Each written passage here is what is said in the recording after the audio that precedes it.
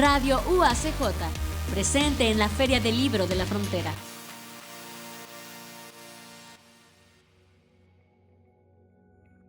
Hola, ¿qué tal? Yo soy Mónica Blumen y estamos en el marco de la Feria del Libro de la Frontera en Ciudad Juárez, Chihuahua.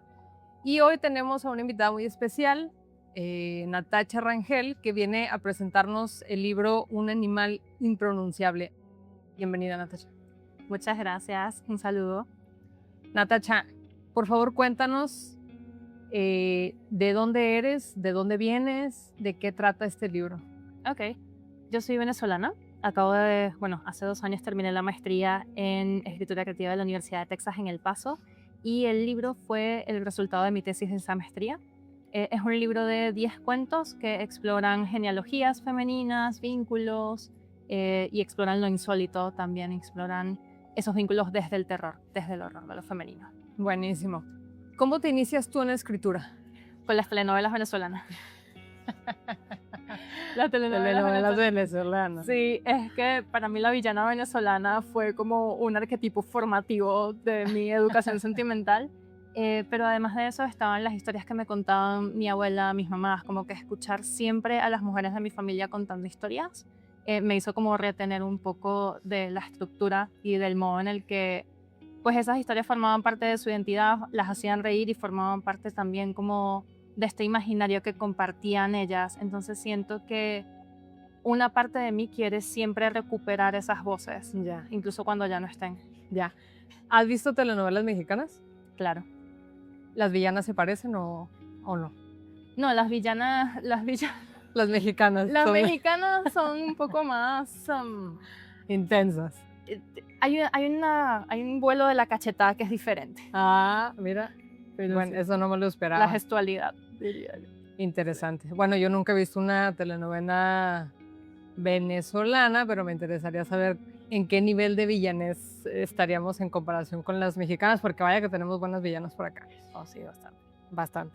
Natacha, cuéntame por qué te llamó la atención escribir este libro que tiene temas tan variados y que interpelan a las cuestiones femeninas. Ok, bueno, en principio tiene que ver con trabajar lo monstruoso, trabajar la sombra de lo femenino. A mí me interesaba, pues como te decía, me interesaba como recrear estas historias de las mujeres de mi familia, pero también dentro de esas historias había contextos de represión, había silencios, había cosas de las que no se hablaba. Yo creo que se llama también un poco un animal impronunciable por eso, porque estaba tratando de darle forma a esos silencios, a esa incapacidad de mostrar ciertas cosas y hablar también como de lo instintivo, de lo represivo, de lo violento, de la furia silenciosa que había en esas mujeres. Entonces creo que a partir de allí quería hablar de la sombra, quería hablar de cómo se manifiesta lo monstruoso en estas mujeres desde lo que callan, desde lo que reprimen o desde lo que las traumatiza inclusive. Y de allí fui creando como esta genealogía de relatos y exploré muchísimo el body horror porque siento que el cuerpo femenino sigue siendo una fuente súper rica para el terror. O sea, tú piensas en todas las franquicias, sobre todo lo que tiene que ver con los slashers, tú que eres directora de cineasta, yo siempre hablo de la franquicia de Alien, ¿sabes? O sea, esta cuestión del alien que rompe el cuerpo, que sale, eso es la metáfora del cuerpo que pare. Cuerpo. Sí, yo creo que no podemos hablar de lo monstruoso sin hablar del cuerpo. Exacto. Siempre el cuerpo acoge, ¿no? Y es nuestro talón de Aquiles también. Totalmente, y se supone que pues tanto como que el terror y la pornografía, decía Carol Clover, eran los dos géneros que apelaban más al cuerpo porque es donde el cuerpo es testigo, claro. ¿no? O sea, el cuerpo está mirando algo que le puede ocurrir a él. Entonces, por allí. Qué interesante. Y aparte el título del libro me parece que es muy, muy fuerte. Y al final, ya haciendo un análisis completo de la obra, sí podría entender por qué la palabra impronunciable, que pienso es lo que le da la fuerza ya total al título. Un animal impronunciable, ¿no? O sea, ¿qué esconde? ¿Qué se está escondiendo detrás de eso? Bueno, entre otras cosas, ¿qué te inspira a ti a acercarte a estos temas y sobre todo a la figura del monstruo, que es algo que está presente en todas las páginas del libro? Pues la escritura empieza también por los fanfics. Yo mencionaba las villanas venezolanas, pero también empezó por los fanfics, un poco como por tomar esta suerte de plantilla de personajes y luego poder crear mis propias historias. Luego me pasé a los mitos y dentro de los mitos siempre hay monstruos. Siempre hay este antagonista con el que te tienes que enfrentar de alguna manera. Entonces creo que partió también un poco de allí. Lo monstruoso viene de mi forma de entender lo mítico también y de entender, como te decía, también la sombra, ¿no? Por eso hay esa curiosidad, por eso hay ese entender. Yo siento que mis protagonistas, más que temerle al monstruo, le temen a la ausencia del monstruo, le temen a lo blanco, ¿no? Para mí, ver al monstruo me da una seguridad, porque me da una imagen. Para mí lo informe es lo que genera verdadero terror, ¿no? Ya. Si tú fueras un monstruo, ¿qué monstruo serías? ¿De mis cuentos o en general? En general. Ay, creo que sería el de Swamp Thing, o sea, como este monstruo clásico, creo que es en el que Guillermo del Toro basó la forma del agua, el tipo escamoso, sí, ya. que habla, sí, esa. ¿Y también igual de bonachón? Probablemente Dulce, sí, pues dulce. los monstruos son dulces. Los monstruos del Toro son dulces, son más humanos que los seres humanos, pienso yo. Total. Ahí tenemos a Frankenstein que al último Sí. se revela y dice, ok, todo está mal, pues yo también, ahí les va, pum. Total. Pero creo yo que los monstruos del Toro son muy humanos. Entonces, es una paradoja interesante. ¿Por qué piensas tú que es importante que reconozcamos el trabajo de la mujer escritora? Creo que tiene que ver con la percepción, ¿no? O sea, la escritura es percepción y al entrar en esa percepción o al entrar en esa conciencia generamos más empatía respecto a cómo vivimos o cómo experimentamos el mundo. Entonces, bueno, hemos tenido como una gran relevancia dentro del canon masculino. El canon ha sido mayoritariamente masculino y no es que esas experiencias tengan que ser invalidadas, pero creo que se complementarían más si también incorporaran o tuvieran o se nivelaran con respecto a la perspectiva y la percepción de las autoras.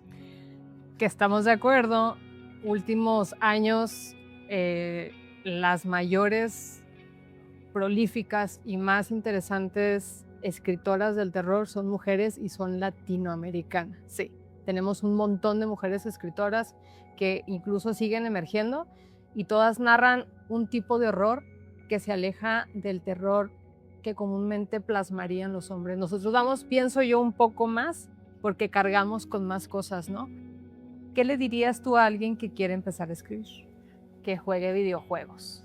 Que juegue videojuegos de terror, que lea cómics, que se exponga a todos los formatos posibles. Yo creo que uno debería siempre tratar de mirar cómo contar historias en diferentes formatos precisamente porque te amplía la perspectiva. Entonces no te quedes solamente con el papel es importante, pero juega videojuegos, lee cómics, ve al teatro, ve películas. Hay gente que ya no ve películas porque piensa como que estos formatos son incompatibles entre sí para nada. Yo creo que mientras más medios haya para contar una historia, más hay que consumirlos. Entonces diría como que se atreva. Hay gente que dice que no tiene que vivir para escribir. Yo vivo escribiendo y creo que más bien eso, juntar todos estos elementos y exponerse a ellos va a ampliar tu perspectiva y te va a permitir escribir de manera deliciosa. Totalmente de acuerdo, pero te faltó algo. Ver telenovelas venezolanas. Ver telenovelas venezolanas, por favor. Muy bien, muchísimas gracias Natacha por el tiempo, por las palabras y pues por haber venido a Ciudad Juárez hoy a presentar este librazo y gracias por el espacio también a Radio UACJ. Muchísimas gracias por la invitación, siempre es un gusto estar en Ciudad Juárez. El duende era un gran ojo sin párpado por toda la casa, una presencia temporal como el polvo. No se suponía que estuviera allí porque Alba, como la mayoría de los bebés, había nacido cuidada por una luz blanca. Quizás si sus padres no se hubieran demorado tanto en bautizarla, no habría pasado nada, pero así fue, y el duende, que era una entidad mucho más vieja, se había comido a la luz. Llegó desnudo. A Alba no le inquietó porque parecía un niño, como ella en ese entonces, aunque muy arrugado. También estaba el asunto de los pies, cubiertos de tierra y pequeñas raíces en las plantas que lo ayudaban a colgarse al revés del techo o en vertical sobre la pared. Tenía líquenes verdes encima del vientre, en las axilas y las piernas, pero ninguno en la cabeza, calva y brillante como un huevito cocido. Las cejas mostraban el grosor de las telarañas escarchadas de suciedad, acentuando la fijeza de los iris oscuros.